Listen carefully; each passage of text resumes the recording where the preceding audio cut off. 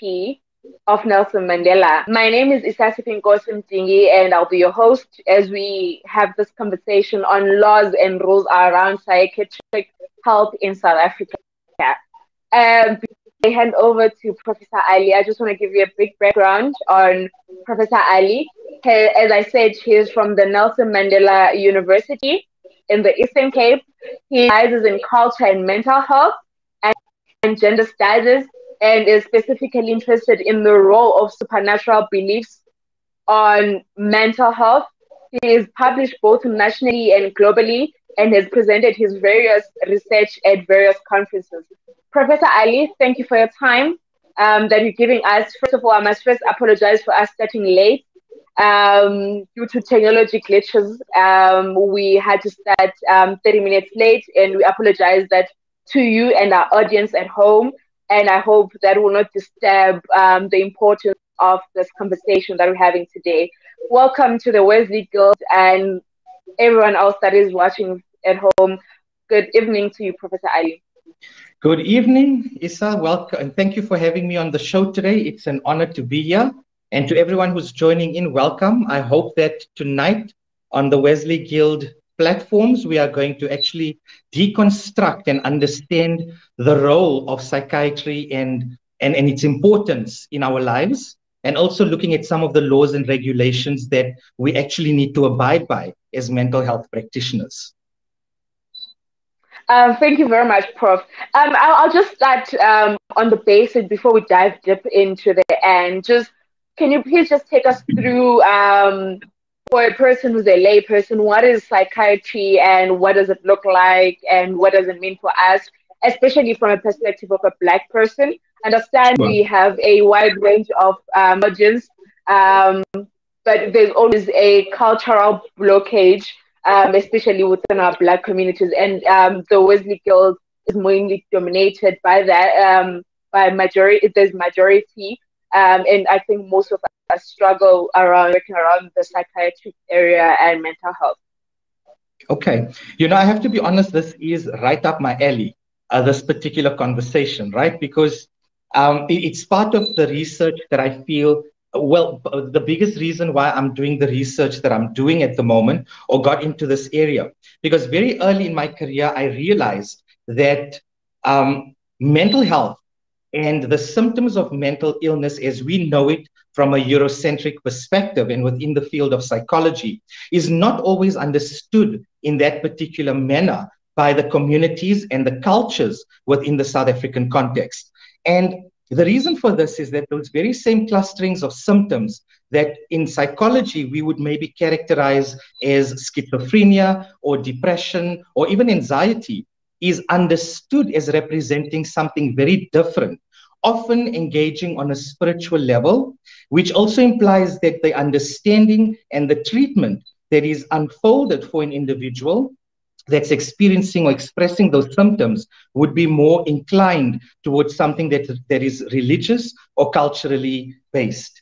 So for those of you who are listening in, the first thing I want to share about psychology and psychiatry is that people are afraid when they hear the word psychiatrist or psychologist or even the word counseling being given to them or as a suggestion, because some of the stereotypes that do exist are that psychologists can read your mind, they're going to hypnotize and change who you are, and they are not necessary, they're not part of our culture. And in many, many instances, many individuals from African cultures would basically say that this is a white man's science. It's not our problem. Mental illness belongs to white people. I've heard this. My students doing their master's and doctoral degrees under my supervision have, with participants in their various fields, picked up on the sentiment. And we've also published on it in various spaces. So to break it down, if you look at what psychiatry is, psychiatry deals with, more specifically, the very serious mental illnesses that can unfold and affect an individual. So when a person becomes a risk to themselves or to others, whether it is violence, suicidal thought and ideation because of the symptoms that they are experiencing, They would require some form of hospitalization and observation, and would also require to be placed on certain medications. Okay? And that medication knowledge is what a psychiatrist can provide you with. Psychiatrists are medical doctors that go on to specialize in mental illnesses and the treatment of it using psychotropic products, so medications, injections, and various substances. Okay. On the other level, you then have psychologists and counselors, and they are more involved in providing a client with psychotherapy or long-term or short-term counseling. So if someone experiences a traumatic event and requires some debriefing because they're experiencing recurring dreams and nightmares, or there's a shift and change in their pattern of behaving, they can come through to a psychologist who can assist them. But this is obviously a longer term process, and it would also depend on the clustering of the symptoms. So a person will not automatically just go to a psychiatrist. Okay, that's a specialist individual who will be called upon by a psychologist if there is a need for hospitalization, if a client becomes suicidal, if the client becomes very violent, then you need to actually protect that client. That is part of the legalities around psychology. When someone is experiencing certain symptoms and their behavior is beyond their control, then we need to actually take control of that individual so that they can be of assistance, or they can receive the assistance they require. That often requires hospitalization. Family members would need to get involved. I hope that what I'm sharing thus far is making sense. I just wanted to share a slight difference between psychiatry and then also what psychology is, because people tend to have that fear.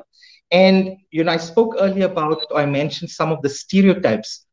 These stereotypes are okay. People can hold their ideas of dentists or doctors, even recently we've seen with the vaccine that many individuals, they had their TikToks and videos up of them fainting and collapsing because they cannot deal with taking an injection.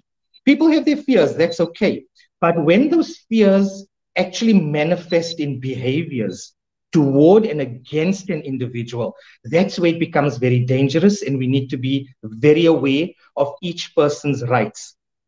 So I'm talking about how stereotypes, often these beliefs we hold around people's behaviors and around mental illnesses, can manifest in prejudices as well as discrimination against a person who is now labeled, categorized, and branded as being a mental patient.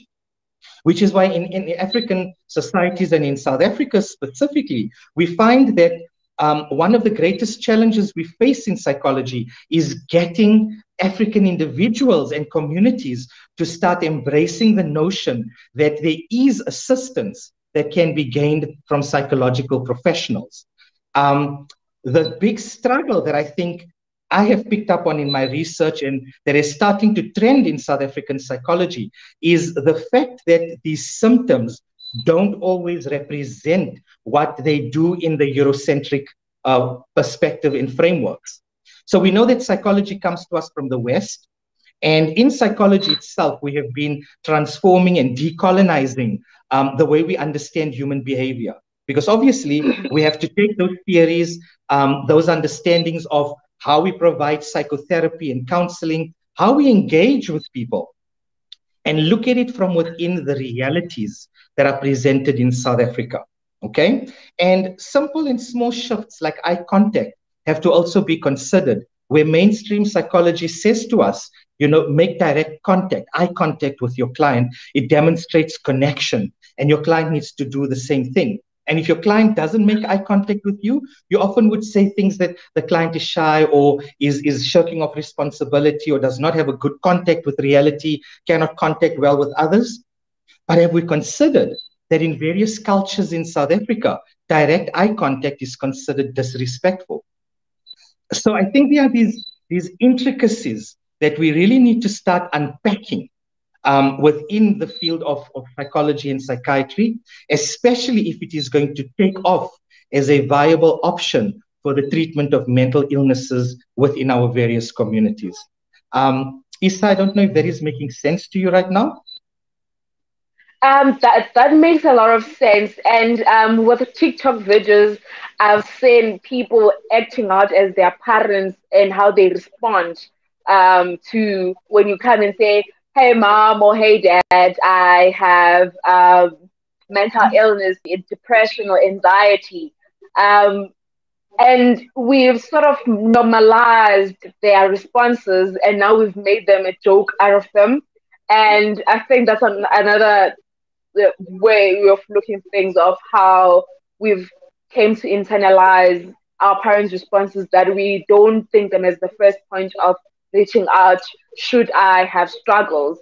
And I think it goes back to us educating one another. But even within our own peers, you find out that there's a lot of stigma. If you say to your friend, "I think, friend, you should reach out to a Mm. therapist to help you out," a lot of people feel like it's not their thing. And in that situation, I'm a friend who's suggesting that, and my friend feels like it's not their thing. How do I help them understand that what I'm asking is actually going to help them? Because again, there's also those stereotypes of, you want me to see a shrink, you saying I'm losing my Mhm. mind, you saying, so it's the words that are being used to call psychologists that also brings the stigma. Like, you saying I should see a shrink, and that already gives a different perspective altogether of what you're trying to say to them. What do I do as a friend if I'm trying to convince this person that I think you're acting out of character and it's been happening for a very long time? And I think it's time, because you also, as a friend, you are aware of the traumas they've been through, to say, because of A, B, C, and D, I understand where you're coming from. And I think seeing a Mm. therapist will actually assist you in this regard. And if they're Okay. refusing outright, what do you then do? Okay, that's a you've made some very valid points. I don't think I could have summed it up in that particular manner. So I'm going to work through some of the information that you've shared, right? Because there were valuable things there, and you got my brain cells now sparking about a few things. You said about how many people are putting up these, or younger generations are putting up these videos of how their parents would respond if they say they are depressed. And I've seen this on TikTok. We laugh at these videos because they do take place, and the same understanding, or the same sort of stereotypes and prejudices that take place and occur within the African community, I think occurs within the colored and the Indian community as well. It's actually very right that, mental illness is not taken seriously. Sorry, Prof. No I problem. think there's someone. I think there's someone. Okay, there was a noise, so we couldn't hear you. Okay. So just to repeat, what I'm saying is that I've seen these videos, and it's not purely just an African thing. I think people of color generally have a fear and various stereotypes that surround mental illness, right? And for the most part, I think that is young people of color. We carrying these generational curses and traumas that our parents held. And for the most part, remember that people of color were not treated with respect in days gone by. So their mental health and mental illness was also not considered at all, and they were not exposed to psychological therapy and psychological services. So they still view it as an outsider thing, and it's viewed at with suspicion. Because many tests in psychology, some of these psychological assessments, as we know, were utilized in the past to classify people of color as, intelligent, or levels, categories of intelligence, and we know that was very wrong, very unethical, and very unlawful.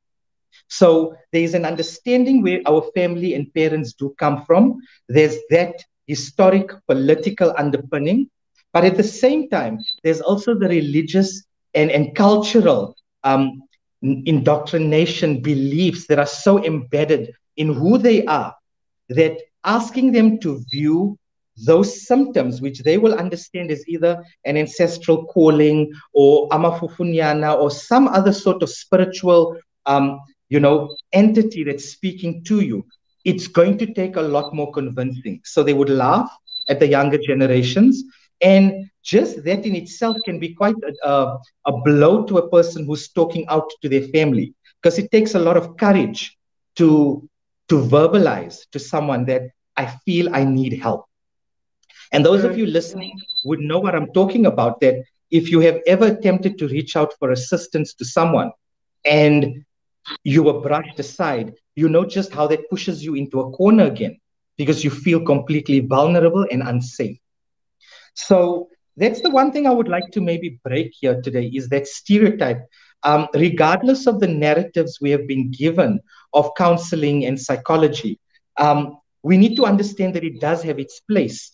And there's a lot of research being done. I do a lot of it as well, but others are also getting into this area and have been doing it, is looking at the intersections between mainstream psychology and also referring clients to traditional healers, to religious healers for prayers, for fasting, so that the two can work in tandem with each other, as opposed to playing against each other.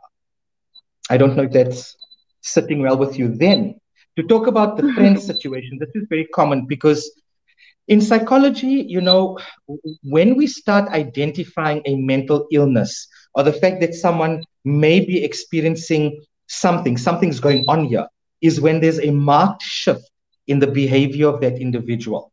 So someone who's very chirpy, very bright, always, you know, the love and light of a party, suddenly just withdraws. You know, the eating patterns change. They're very quiet on social media. Even if you call them, they're avoiding calls. You notice they're not sitting in classes. So their marks start dropping, etc. There's something going on.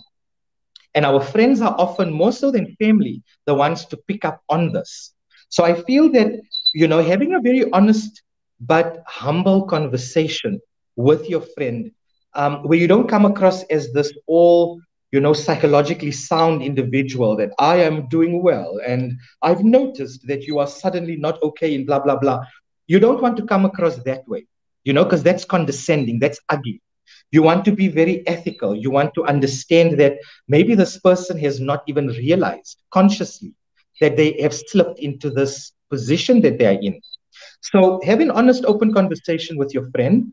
And if the behavior does not, if they are not willing to change, it's a bit of a trap. Because on the one level, you cannot force someone into psychological aid or psychological care like counseling.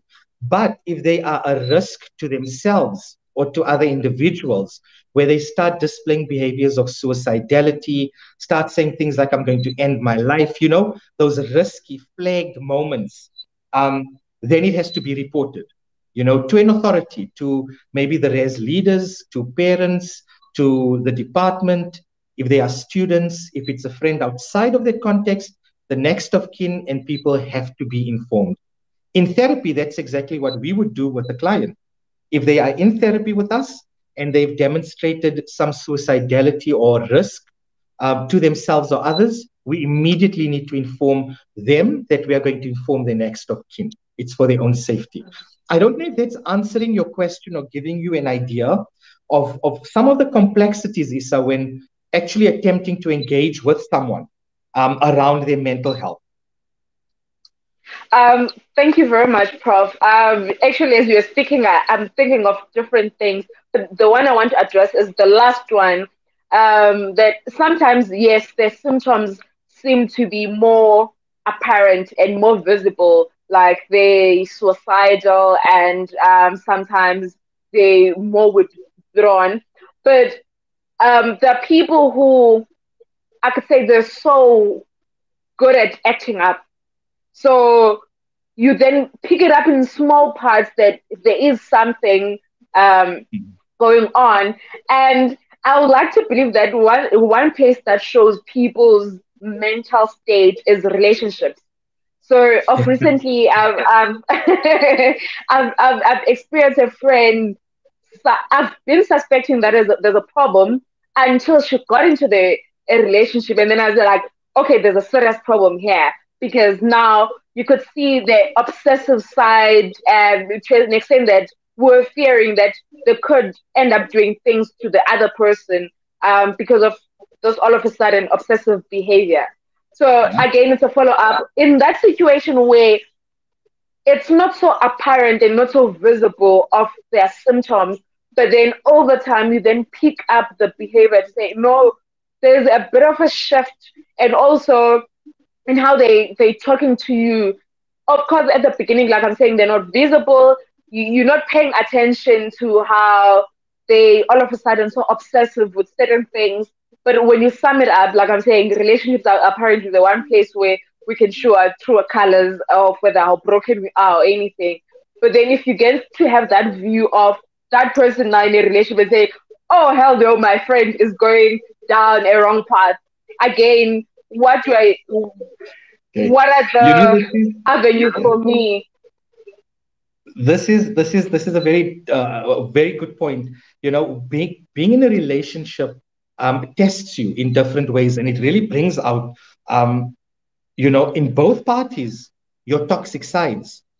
And I'm going to say this, I say this respectfully, and I'm going to give you the example of myself in a relationship that I had a while back.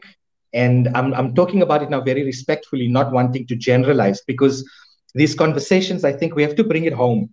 You know, we cannot just talk Mm. about the other. We all have psychological experiences from time to time. We are human. So feeling good, feeling bad, feeling sad, feeling depressed is part of the human condition. We cannot deny that. I'm going to talk about myself. And in this relationship, a good friend of mine noticed that suddenly my behavior had shifted. I was hardly chatting to my friends. I was suddenly a little bit more nervous. I was more on edge. And I was also very snappish. And this friend, being a very good friend of mine, one day we were having coffee and mentioned it in a very, very amicable way. And that's the reason why I'm using this example. It was just in passing. He mentioned to me that, don't you think you've shifted the way you were with your friends now that you are in the relationship? And at that point, I didn't think I needed to answer it. It's like, just think about it. And that's something I felt was done in such a nice way, because it wasn't pushed to me to provide a reason why I have shifted my behavior, because I may not have been aware of it, that things were taking place. And I'm suddenly now developing a way of behaving to cope with their current stresses. Because remember, as humans, we develop defenses. Or sometimes we have developed certain ways of coping from a young age that are sometimes triggered when we get into a relationship. So what I did is, that question was posed, and a lot of the time, that's how counseling works, guys. To those of you listening, your therapist or your counselor would basically ask you questions in a very critical manner about some of your experiences or some of your decisions, even some of your thinking. And they won't make decisions for you. They leave you with that, and you will think about your own responses and attempt different ways of overcoming it with the therapist. So that becomes exciting, because you take control over your own behavior. And I thought about that question that my friend asked me, right? And I realized that there was a shift. And I had to start engaging with, where's the shift coming from and why is it there? Only to uncover and unpack that, the match, that relationship was just not good. And obviously, on both sides, we were starting to project certain things. And in a relationship too, sometimes people become overly obsessive, and you start maybe stalking Facebook profiles. You guys know who you are. You know who you are. You know exactly who you are. You know the time of the day when you go onto Facebook just to check. It's not going to harm you.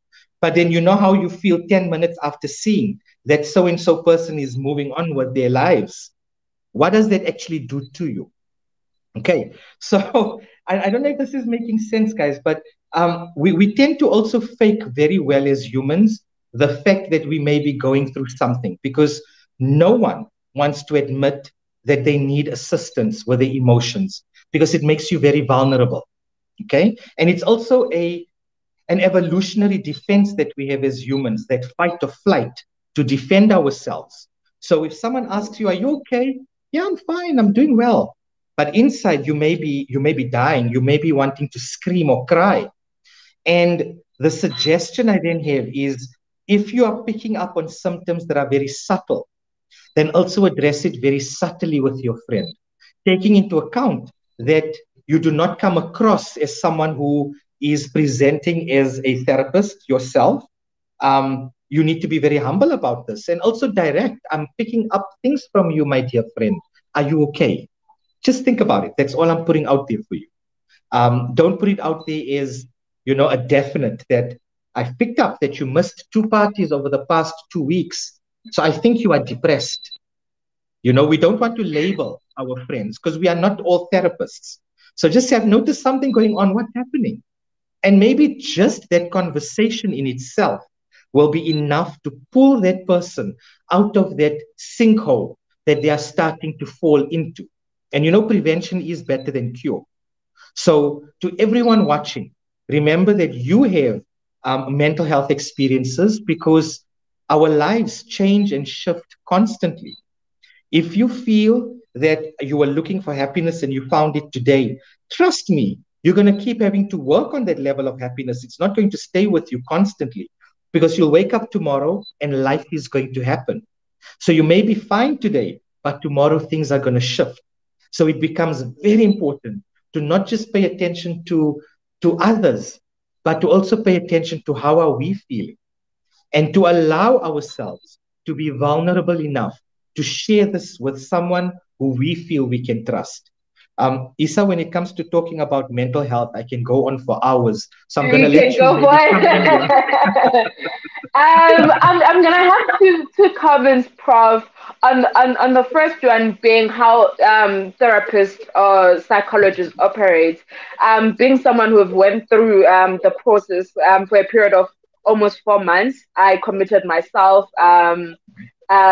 just to go for 4 months. After that, it's a once in a while. If I feel like things are going very bad, like I think Top up. I'm going back to the top up to say I think the airtime Yes. is going out. Can we top up now?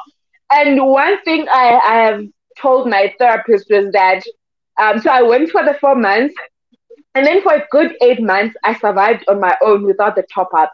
And one thing that helped me was because everything that we did, it was dependent on me. She would ask me questions, um, and help me find ways to cope. So even when she was not around, it was like she was always the friend that was there. What would she ask me if I was saying this? What could have been my answer? And also, she gave me activities that over time I used on my own spare time to try and figure out what's going on. So I would definitely suggest therapy because it has helped me. Just this year was a term all for me, and I've sold through without any struggle until I was like, okay, I think I need to fill up again. And then it was just one session, and like, I think I'm good to go back to my own self.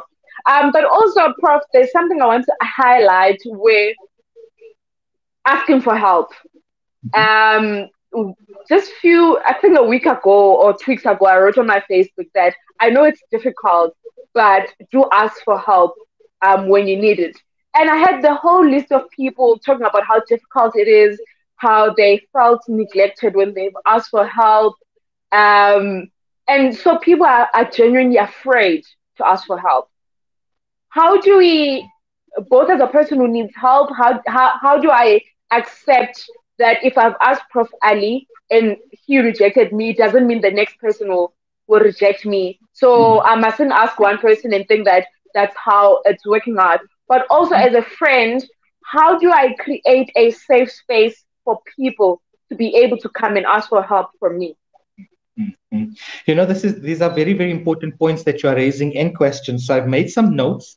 And the first point I want to raise is, you know, you gave such a beautiful story of your own journey and finding that synergy between what was given to you in therapy and how you're applying it to your life. And then those top-up sessions, which become, you know, that moment where you just realize, okay, that is what I just needed to give me that Vuma again.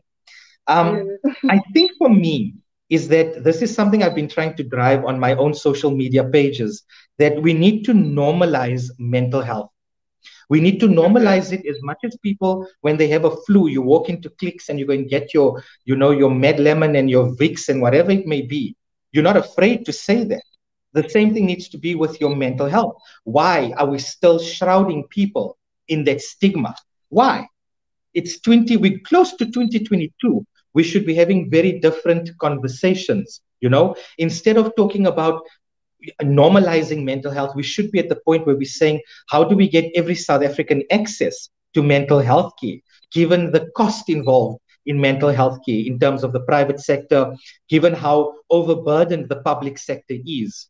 So my appeal to everyone watching this is, let's normalize it by breaking our own stereotypes. If someone says to you, I'm feeling sad, I'm feeling depressed, I'm just not feeling okay in my mind, I don't know what's going on, I need help, that does not make them weak. Okay? That does not make you either the custodian of the emotions and their behavior. They are merely confiding in you. Just always keep that in mind, that you don't have to have the answer for what they are going through. And that is maybe the reason why sometimes people just become so afraid. They pull back when you talk about your own emotions and your own experiences, because people want to be like, what? Is this really what you're feeling? But they don't know the answer. And you don't need to know the answer. All you need to do is listen. Just listen and engage, and tell the person that it's okay. Just talk to me more. This is really difficult for you, and I can understand that. That's all they would need in that moment. And maybe together you can then work on a plan that if the person cannot see a psychologist, and if you're a student at a university, there are student counseling units available. There are also organizations like SEDEC and Lifeline that do exist, that are offering various types of counseling processes. Now with COVID, we've evolved to telecounseling, where we even have WhatsApp conversations and email conversations with clients, because we understand the issues of confidentiality at the home. You cannot really speak in a confined space, etc. So there are these operations and processes that are being put in place. I just feel that what we need to do is, in terms of people being afraid to ask for help, I think the best thing that you can do is to test the waters with some of your closest friends. You don't have to confide in a family member if you feel that you know exactly what the family member is going to say to you. But you can confide maybe in a sibling, or maybe a best friend, or you could maybe even refer to a lecturer, your direct line manager in certain cases, and just putting it out there that, I'm not feeling okay, I'm not sure how to describe it, just in here, and my emotions. You don't have to have the words for it either. You just describe and explain that something's going on. Just merely speaking about it gives you that feeling of a lift, of freedom from what you've been thinking about and constructing in your mind by yourself. Okay. Thank you, Prof. As you're speaking, it reminds me to highlight. I did my 4 months via WhatsApp. Literally, me and my therapist will have sessions on Sunday for 1 hour via video call, and it was the most convenient thing for me, both financially and otherwise. And I must do a shout out. It was through an organization called Psychiatry, because I couldn't afford the therapy sessions, so they provided the therapy session for 4 months for me, and I was doing it via WhatsApp, and it was convenient for me because of data issues and all of that. So there are many ways that you can do that. And actually, Prof, I was going to go on Facebook because there's actually a question on this by Unonzaba. His question is, understanding that in South Africa, only 70% of the population can afford private health therapies, and 83% don't. There's few therapists in the public sector. What can we do? Yeah. Nonzaba, thank you for that, spot on critical comment. And this is what I think we actually need to be addressing, that we are living in a context where majority of the population cannot afford, healthcare, private healthcare, right? Most people in the country are living below below the poverty line. It's horrible. It's a horrible socioeconomic situation that we are faced with. And COVID has precipitated this. So people are more concerned with survival than they are with, firstly seeking out therapy. Although it is, in my opinion, it should be a vital resource that is promoted by governments, by NGOs across the country. We really, really, really need to do something to address this. So what can be done?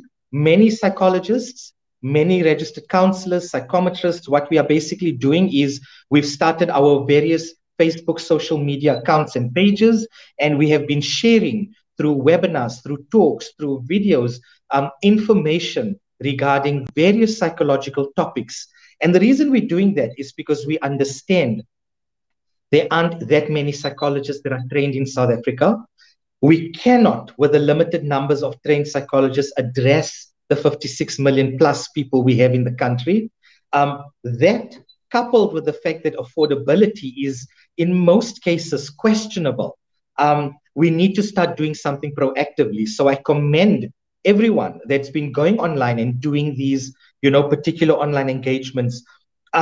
Start on that level and that platform by looking for psychologists on Instagram, on Facebook, on Twitter, and you would know that they are legitimate because majority of them would have their qualifications. You would see from their conversations and webinars that they are legit individuals. And a lot of the information is quite depthful and can help you to just start processing or understanding yourself in a different manner. Okay. There are also various helplines. Like Issa has mentioned now that she did her therapy, via WhatsApp. I know many therapists are also offering WhatsApp conversations over the weekends, after hours. Contact a therapist and negotiate the price. I know this may sound odd to you, but most therapists would be willing to negotiate the price with a client. Okay. Remember that we are also mandated by law to assist clients. While we are there to make a living, we are also there to assist. So many psychologists also have group work sessions. Search on Facebook, on Instagram, search the internet for group sessions and group therapy that's available, because those sessions can often be a lot more cheaper and affordable, but they are just as effective. Okay, so I know that's not really giving you, Nonzaba, a clear, defined answer, but I must be honest with you, in the field of psychology in South Africa, this is something that's at the fore. We at various conferences, in our classrooms, we are bringing this up, that it's not just at the university or institutional level where we need to start training more psychologists, but this can only be done if places for psychologists are created within the hospital settings. So it's a bigger issue that's top down and bottom up. And we really have to start engaging and working together so that we can address the needs. Thank you very much, Prof. I love how your last point always takes me through my other question that I want to ask. It's like you preempted that I'm going to ask this. Again, from Facebook, Nonzaba again has a second question. Many Africans, when having mental health, their first point of contact is traditional healers, spiritual places like Zion, St. John's. What has the academic space done to bring a synergy and catalyst in bringing collaboration, especially with universities that has psychology and medical university? Again, Nonzaba, thank you. You are giving me life in today's, live. I must be honest, because that question is the reason why I do the research that I do. To break it down to you, I must be honest, majority, there's stats that indicate to us in studies that over 80% of Southern Africa's population will first consult with a traditional healer before resorting to a biomedical treatment. And that speaks directly to the nature of the belief systems in the South African context, that in psychology and in medical treatments, we cannot continue to ignore the role of religious and cultural beliefs and realities on the mental health and the physical health of our populations. Okay, so a lot of research, I can tell you this, is being done across various universities. Not that much, if you ask me quite honestly. I think for the most part, many people are afraid of delving deeply into the spiritual side of things, but there are individuals looking at it, especially traditional healers. I've got quite a number of my students at the master's level who have thus far looked at, to give you examples of work that are in for publication, we've looked at the role of the fear of the tokolosh on people and the role that plays on psychological well-being, right? I mean, if you think about it, the tokolosh has been accused of many things, from rape to fear to, these things, right? And if people hold a belief that the tokolosh is real, then in their minds, it becomes real. I don't care if it's not real in reality, but it is real in belief. And in the mind of that person, it becomes very real. Like God is real for all of us. So we need to investigate these things, right? Getting the ancestral calling, getting traditional healers. But now my research has moved towards that synergy. I've got a PhD student who is specifically, her name is Tembeka Stinani. She's looking at parts of the Zion Church in rural parts of the Eastern Cape. And she's looking at some of the rituals that are utilized for the treatment of mental illnesses, or when someone is looking for freedom from a certain psychological state. And we are looking for how that ritual can be then utilized psychologically by psychologists to refer clients from that belief system who belong to that church to actually go for that ritual and that ceremony. I think it's a novel shift, you know. Something that I can also mention with the Xhosa culture. I've got a student who's looking at certain rituals. The Impundu, Intambo Nkulu, I apologize for my pronunciation. Okay, yeah, Intambo Nkulu, right? Yes. Intambo Nkulu. Now, we are not looking at this critically to say, why are people doing this? Instead, we've understood that that particular ritual is unfolded when someone wants to overcome something in their life. So there's a clear self-actualization process that's taking place in that ritual. So there's psychology embedded in there. Instead of now taking the person outside of their sense of comfort, can we as psychologists not start incorporating those belief systems into our therapeutic modalities? You know, and I think that's where the future of psychology is definitely going towards, looking at the development of the synergy and the pluralistic healthcare systems. Thank you very much, Prof. I've had Tembeka on our young researchers hub, brilliant research she's having, and as you speak, Prof, I'm thinking along the lines of in terms of our society, as we look at the signage. I've also had this question on Facebook as to when I go and go to a doctor or a therapist, shouldn't we have a point where the therapist can say outrightly, or the doctor, I think your issue is more spiritual than I could say mental. So as much as I could help you overcome certain things, but I think it's more mental. So consulting a traditional healer or a spiritual healer would actually work more, and then you come back to me. In that way, we can then get to understand, because I found it very difficult that we navigate a South African society without syncing those two, because I'll go to doctors and go in and out taking medication, but I'm not getting help, only to find out that my issue was never really medical. Or even if I go to a therapist, I've done my 4 months, my 5 months, but things are still not working out. But Prof, I want to bring it down outside of universities now. There's been a case that I've not really followed on Facebook where, from the bit that I got, was a child committing suicide, and it was based on the bullyism around their spiritual gift.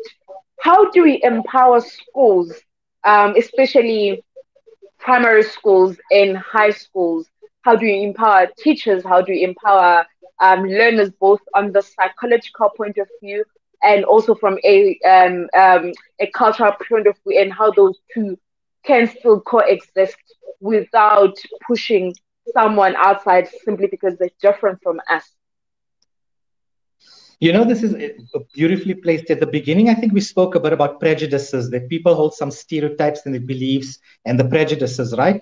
And the case that took place a few days ago, you know, bless her soul, young 16-year-old girl who got a spiritual calling and was unfortunately bullied, which also included some teachers, if I read correctly from the case. And what had happened is she could not cope with being branded in that particular manner, and she took her own life. Remember that in many African communities, not just in South Africa, but across the world, People are accused of witchcraft, and the moment that happens, you lose your power and respect and reputation within that community. People will not trust you again, okay? Because they believe that you are now capable of evil. They would believe that you are capable of bringing misfortune and harm and losses to their life, to the lives of many.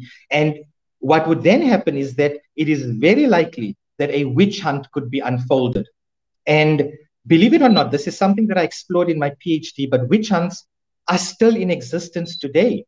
Violence against women, some men, and now children as well, is rife. It takes place constantly.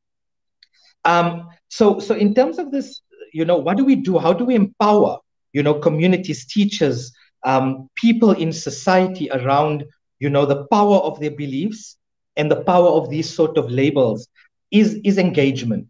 We need to start engaging with different generations and different people for different reasons. But one of the challenges that I faced over the years with my research is that various community leaders and even individuals who believe in certain processes and beliefs are often very resistant to wanting to hear about, other belief systems or other ideas.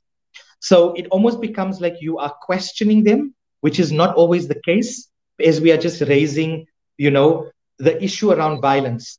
When someone is at risk to violence, then the belief in question has to be looked at, because it's not people can believe in fairies, and we can believe in, the Avengers and Superman.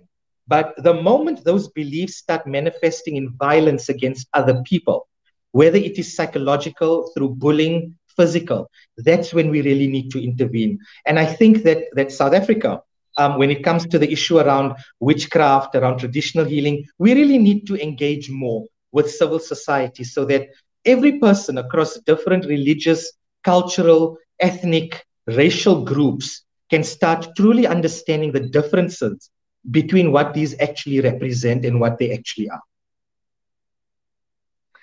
Thank you very much, Prof. And as we're on this point, especially about communities, we just have another question from Facebook, which also tallies to what you're talking about. Again, it's from Nonzaba, which is our last question from Facebook.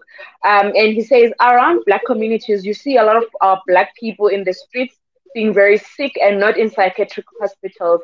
What studies have been done to limit that, to ensure the people, especially those with schizophrenia, are kept in public clinics to ensure they're not danger to themselves, also the community? Very good question, Nonzaba. I would love to engage with you more on my page as well. You should ask me these questions. They are lovely. This is one, I think, of the more complex questions within psychology, because legally, we cannot hold a person against their right in a clinic setting. But at the same time, if a person does become a risk to themselves or to others, then there is the legal obligation for, even the state to get involved or the public sector to get involved. However, I must say, from the information that I do have and the research that I do know, the public clinics or public sector is often, mental health sectors are often inundated and full when it comes to their input and their throughput of patients. So it's unfortunate that they maybe cannot keep on certain patients for a very long time, even though that individual may need it, because another patient comes into the system who is of a more serious nature than this person who has already received some sort of containment and debriefing. Now, the issue around the homelessness, people who are out on the streets, etc., the issue around engaging with community members and family members around, disengaging or disowning family members who are mentally ill becomes extremely important. I think government and NGOs, we need to, as academics, start engaging with them and creating the spaces for them to understand the need for them to get on board and also contribute more to the development of these community-based initiatives. We need to start building more resources and capacity, because at the moment we are in a crisis, a mental health crisis. And the COVID-19 pandemic has only exacerbated or extended that crisis. So again, I don't have a clear-cut answer. Sorry? I know you can continue, Prof. I thought you had finished. No. I'm just saying that I don't have a clear-cut answer. Um, but I guess this is where, the traditional healing sector could also come on board, because not every person who's displaying the symptoms of schizophrenia is actually schizophrenic, right? And I'm going to break it down, because what are the symptoms of schizophrenia? It's hallucinations and delusions predominantly. While there's a lot of complexity attached to it, there's the seeing of things, hearing of things, even smelling of certain substances, etc. And we know that many individuals who receive the calling would essentially experience these symptoms.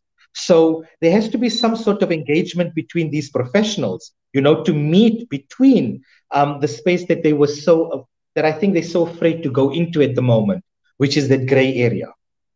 I'm done now, Isa. Okay, thank you very much, Prof.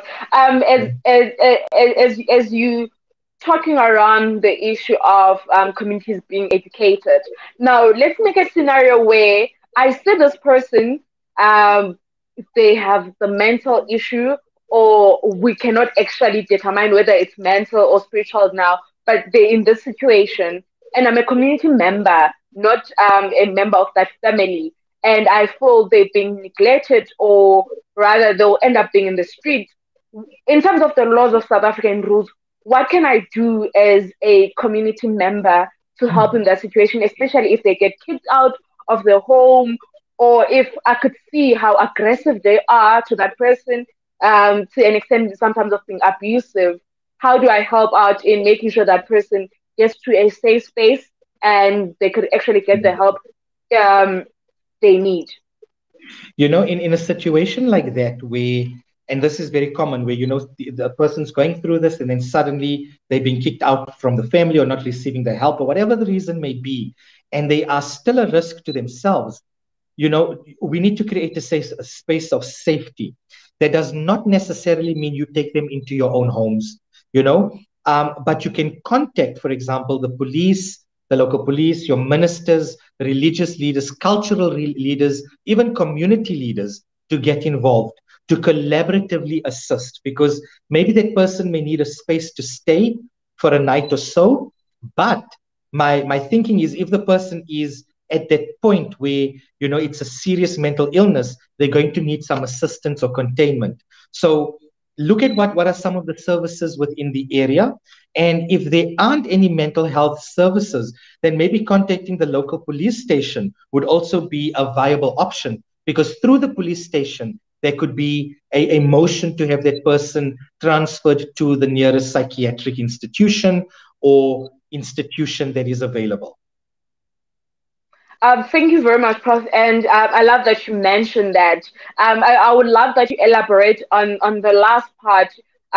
So, for example, when I've experienced this, when you have a person who's you would deem to be in serious danger to themselves, maybe someone texts you at 8 p.m. that I think I'm taking my life, or they've been showing those signs, and then at that moment they're saying, I want to take my life. Mhm. Um, you don't have access to SADC at that moment. I know they have basic things that SADC always advise, which is like calling the police. What other things can you do? You in this moment and you're trying to make sure the person does not do anything until you find the help you could you could give them, or you could get for them, like basic skills of dealing with that situation. Okay, the first thing is, if the person is really already out of it, they're moving around, they're talking loud, they're screaming, is to just calm them down, to listen to them, to not challenge what they may be saying, because in that deluded state, the person may be saying things like, people are listening to me, the government is out to get me, I am God, I'm a savior, whatever it is, don't challenge that. Just say, I understand, tell me more. So you get them talking a little more. If a person is going to say that they are killing themselves, that they are at risk for suicide, then you need to contact the immediate next of kin, people who are living in the home with that person at that point. Okay? Because if a person is going to be, indicating suicide, then you need to make sure that the means for suicide is almost contained. So have a chat with the person. Then they say, I'm going to kill myself. I really cannot handle this. Ask them, how are you going to do this? So you get a sense like how prepared is the person for the suicide, number one. So basic tips: find out, is the person planning to use an object? Do they want to take some medication? Are they going to hang themselves? What is their plan? Do they have the objects available? What time do they plan to do it, etc.? And then you've got to act very quickly, where you've got to make sure that whoever is around needs to be there. The person may need to even spend the night then in that case with you, in your home, a space of safety, as long as they're not alone, because I think that's the biggest danger. When someone is alone and they're feeling at risk to suicide, then you are alone with your thoughts and you are left to your own devices. So you just have to intervene on that particular level. Also look at contacting, medical services, doctors, even a emergency medical care, like what do you call it? The words out of my head now. Um, an ambulance. Sorry, I apologize for that. Because they could also come and provide a sedative, some sort of medical assistance for the person, just to get them to sleep, so that gives people around that person an opportunity to assist, to look for the spaces that they need and that they require. If you are someone has reached out to you, or you're finding that this is the situation you are in, never feel afraid to ask someone else to assist you. So contact someone like a church leader, contact some of the elders that may be around you, or a lecturer, or someone that you know, anyone, and ask, what do I do in this situation? You don't have to reveal the person's name. So I could call you, Isa, if a friend has said blah blah blah blah blah and suicide or whatever. I can call you and say, you know what, I've got a friend who's saying the following things, and I just don't know, I need help, what do I do? You don't have to reveal that person's name or identity or the situation. So you've just got to also keep our ethics in place, that if you are helping someone, do it with dignity, because people going through psychological issues are not to be made fun of. And we see these videos often circulating. So if you're one of those people who we are going to see sending these videos, really, you need to be named and shamed on social media, because calling people out that way is not good. So stay away from your cell phone trying to take a funny video of this person. It's not funny. Help the person if you can, or stay out of their way. Prof, you touched something around phones, and it's so difficult living in this current world we live in now, because everything is evidenced through the phone. That's the difficult part about it, is that I've been seeing pictures of people being taken, pictures while they go to clubs and they sleep, and then someone takes a picture, and there's all these funny things that is being said, and those are the things that can push some people to the edge because of our own behaviors. A small thing that you're doing could push someone else and feel like, because you don't know what they're already going through at that moment. And Absolutely. People preach this every day. Let's be kind to each other, because we don't know what the other person is going through. And just on the last part, Prof, again, in this age of social media, in this age where most of us are more introverted, I could say, or are more discovering our introverted self. We like more to be on our own. We don't like to communicate more with friends.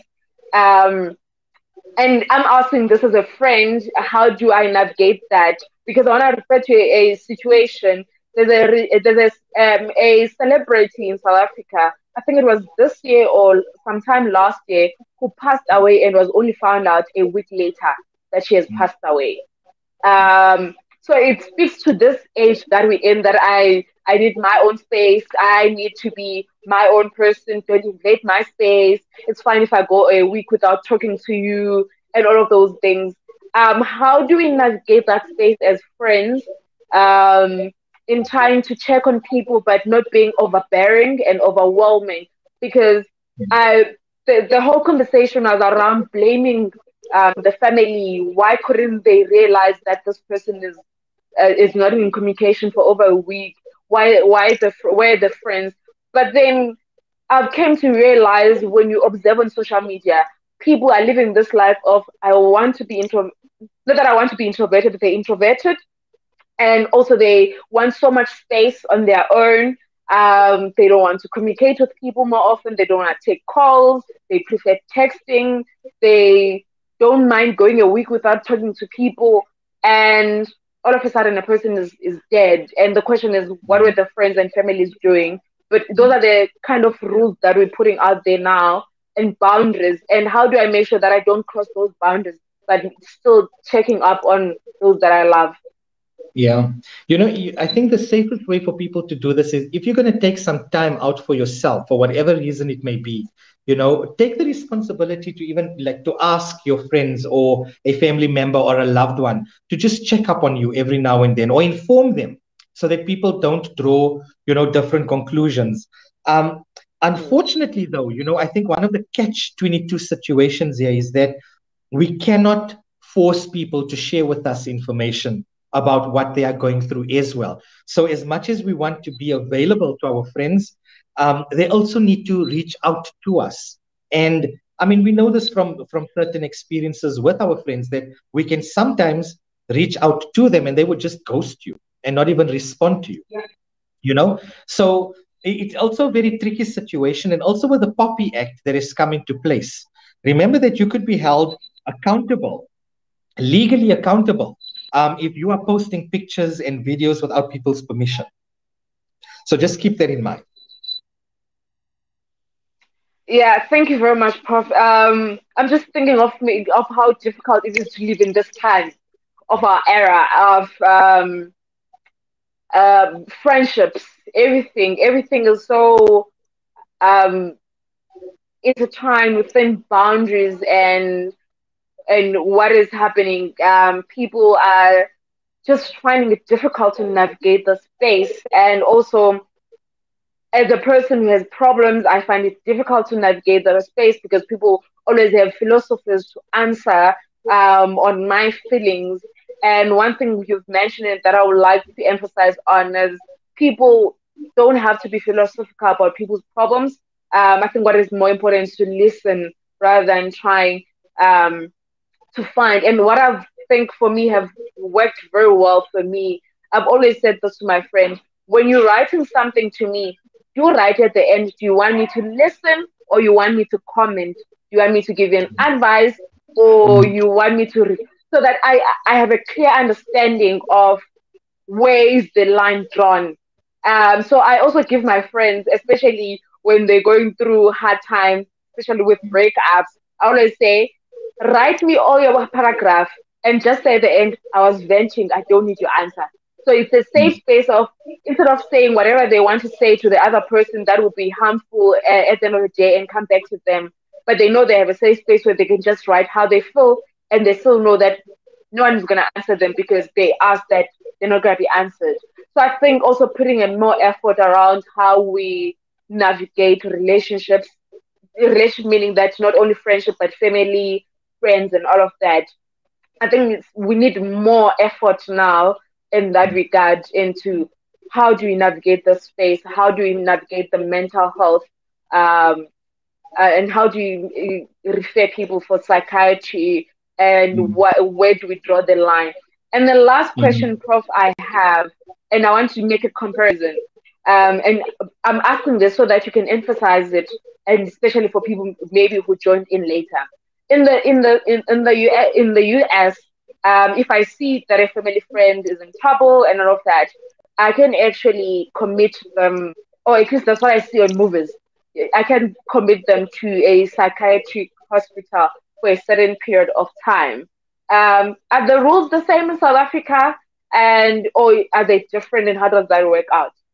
So the rules are similar, I would guess, because if you look at the Constitution, if you look at the Mental Health Care Act from the Health Professions Council, that all psychologists, all psychiatrists, all medical professionals essentially function from within, is that we're there to protect the public. It is in the protection and service of the public, right?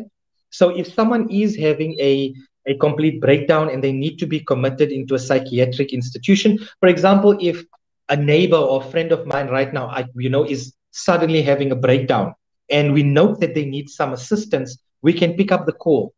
We can pick up the call. We can make the call, to EDH, which is in the Eastern Cape context, the Elizabeth Donkin Hospital. We can just make a few emergency calls and someone would then come along to actually assist us because there is a need. That person is now not just at risk to him or her or themselves, but also to other individuals. And there's a need to protect. So there is that law that is in place, but also remember a person can refuse hospital treatment, right? So if a person is in a state where they cannot immediately make a decision, they will be probably admitted, they will be contained.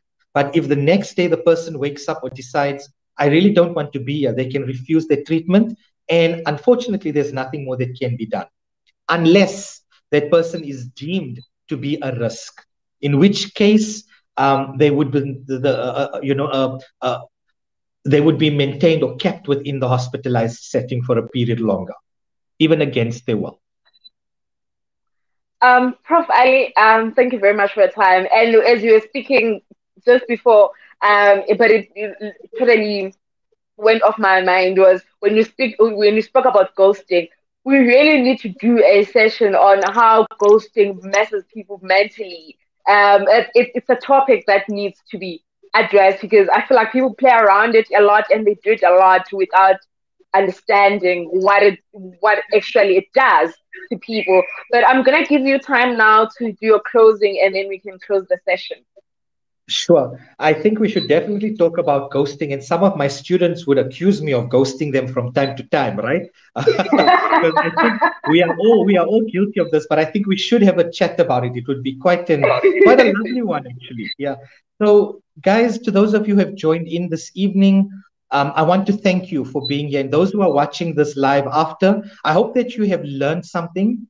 I hope that you have realized or internalized or starting to engage with the idea that mental health is okay. It's okay to normalize it, and that it is normal to sometimes have abnormal psychological experiences, to feel sad, to feel depressed, to feel anxious. If those feelings are persistent, it means it's developing as a way of coping against something.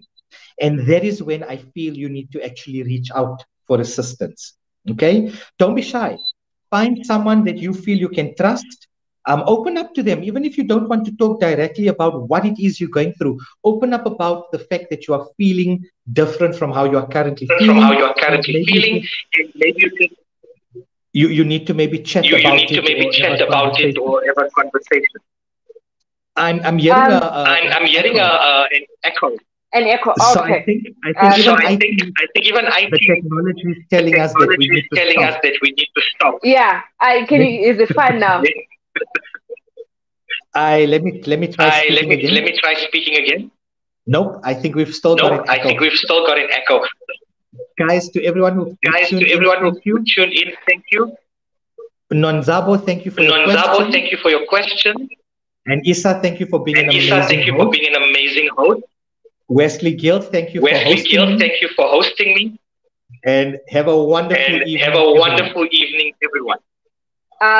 Thank you very much, Prof, for your time. From us as young people of South Africa, because Wesley Guild page SA does not only reach out to young people within the Wesley Guild, it reaches out to a lot of people across the country who tune in for those conversations and learn a lot. And today's conversation was such an eye-opener, and I think it's a conversation that we can't only have at once. We need to go into the complexities like ghosting, as we're talking about it, and many other complexities into what is happening in the psychological space and our mental health.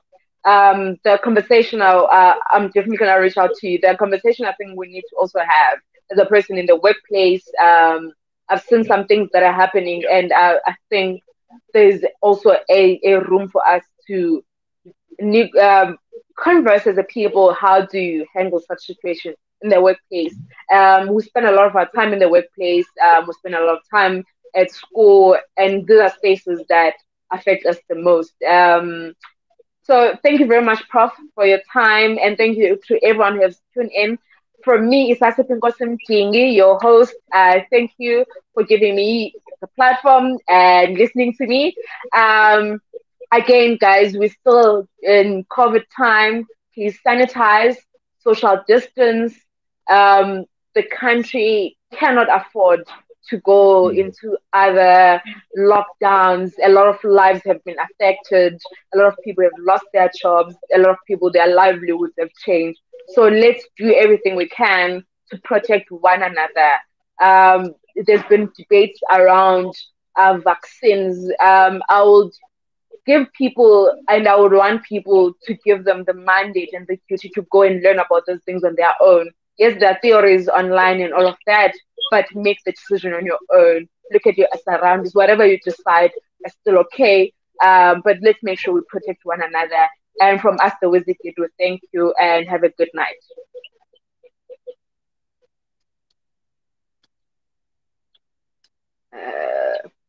Bye, guys.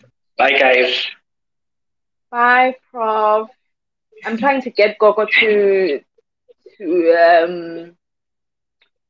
end the live from the other side. Sure. That was an amazing conversation, Prof. It was fun, eh? Quite an interesting. It was fun, eh? It was quite interesting. Because I really think it's supposed to be an ongoing conversation. It's amazing that even us as young educated professionals, we still are trapped and suffer through the stigmas because of our socialization and many other issues. So I think it's like you say, if you talk about mental health, you go on forever. I think it's important that we go on forever. I think until people get in their head that it's okay not to be okay. Exactly. I think we should have more peace conversations. I think we should have more peace conversations. Yeah. I'm willing to assist. I think that Gogo is coming. Okay. Gogo should be okay. He just disappeared. He just disappeared again on us.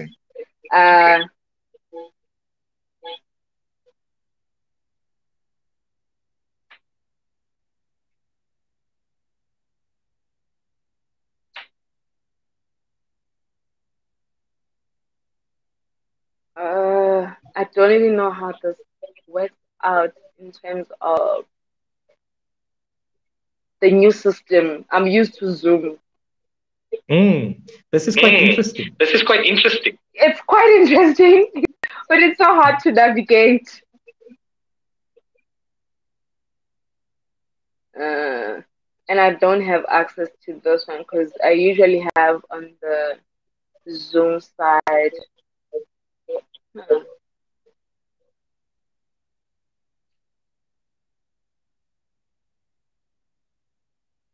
Prof, let me not keep you long. I'll navigate it through. I'll try and call Gogo. But thank you very much for your time. I'll definitely keep the conversation going, and I'll reach out to you via Shranelikai. There's a specific topic I've been trying to wrap my head around, mental health issues, and also spiritual issues within the workplace and the rules and the complexities of it. So I'll definitely speak to Kaya once I've crafted what I was thinking about and see what conversation we could have on that. Awesome. I look forward to that. All right. Thank you very much, Prof. Have a good evening. You too. Good night. Good night.